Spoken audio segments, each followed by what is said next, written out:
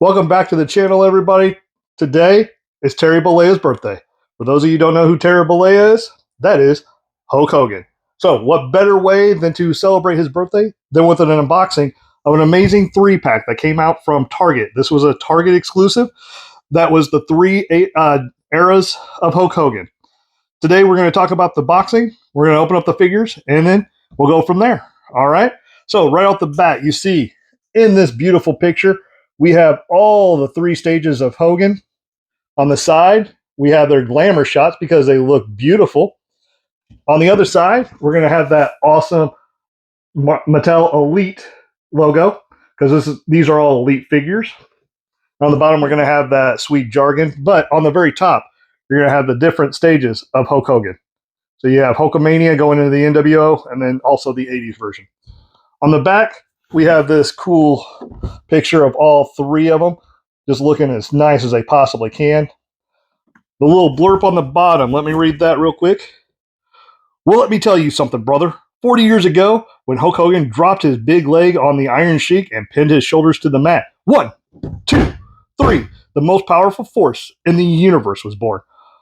Hulkamania ran wild all over the world until one day in WCW, the Hulkster turned his back on all the fans as the new leader of the NWO, Hollywood Hogan.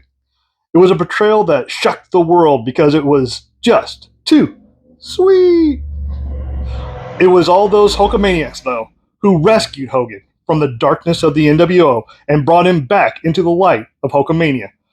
They said their prayers, they ate their vitamins, and reminded the immortal one that Hulk still runs wild. So what you gonna do when over 4 decades of Hulkamania has been running wild on you? All right, so let's get into this bad boy. Open this side up right here.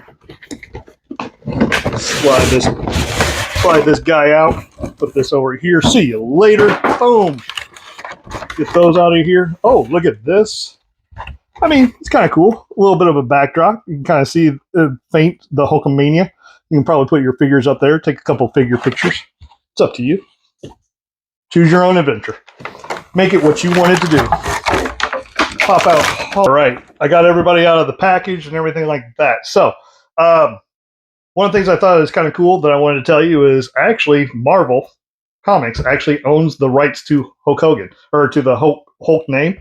So every 20 years or something like that, WWE and Hulk Hogan, one of the two, have to pony up money to be able to retain those rights. So there you go, a little tidbit about Hulk Hogan. Now, we're going to start off at the different age of Hulk Hogan, where it all begins, right here.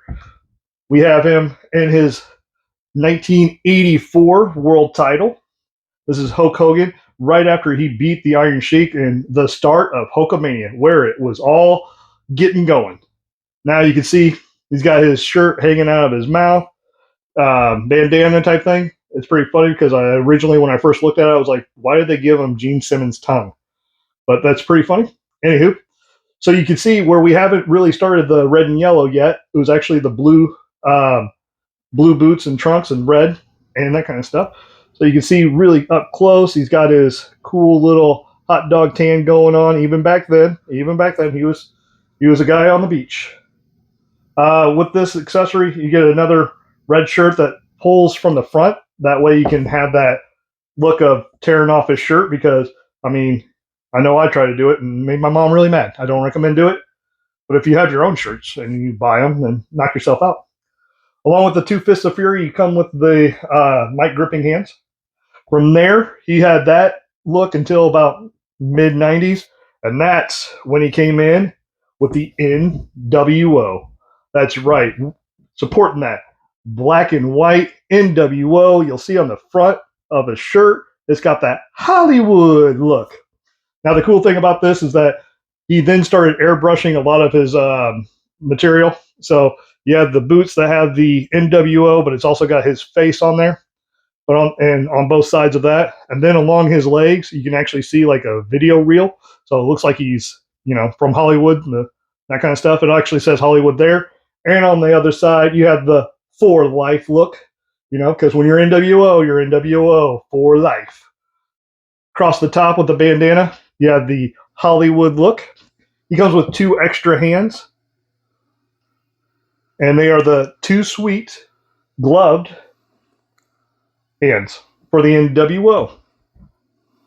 Now, we also, after that, kind of like on the back of the thing said, once he goes back to WWE, there was such a huge fan following. It actually happened during WrestleMania 18.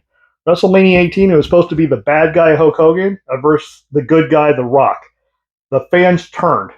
They no longer cared about The Rock, and they wanted to see the nostalgia of Hulk Hogan. So at that point, he's actually starting to get cheered, and The Rock is actually getting booed. Rumor has it that as soon as he left the ring, Vince McMahon told him to go fly home, get his red and yellow gear, and come back on Monday Night Raw. And I believe that entire segment of them cheering lasted all the way through the beginning of the segment, all of the commercial, and then came back out, and it was still going on. I think they said that it went for like 11 minutes straight of the people just cheering for Hulk Hogan. So, with that being said, you'll see him in his red and yellow boa with his Hulk Hogan still running wild because at this point, showing that longevity. He's giving up the trunks, still going with the long pants look, a little tie-dyed red and yellow. Once again, has the Hulk Hogan on the side. Really good attention to detail. One of the things I love about Mattel is that they give you 2 different shirts. They give you the regular shirt that Velcros on the back, and then they give you the one in the front so that you can tear the shirt so it looks like you're doing that. Just it doesn't need to be done, but it's a great touch that they did, So, with that being said, we have multiple different hands. Kind of coming out of this one, you have the finger point because if you know, right before he sets up the Hulk Hogan leg drop, he points at you and then he waves his finger. No, no, no. You also have the hands because that way you can pose them with the calling hands and then microphone hands for this one to correlate with the 2 Fists of Fury from this Hogan. Now, you can kind of use these accessories for those 2. You can't really use it for the Hollywood one because, as you can see, he would always use the cut fingered gloved hands for those.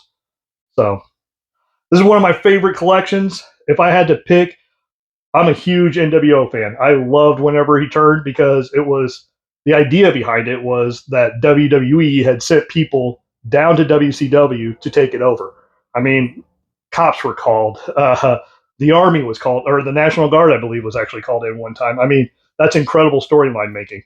Come to find out now they were under contract with Ted Turner, and history is what it is. So that's all for what I have right now as far as these figures go.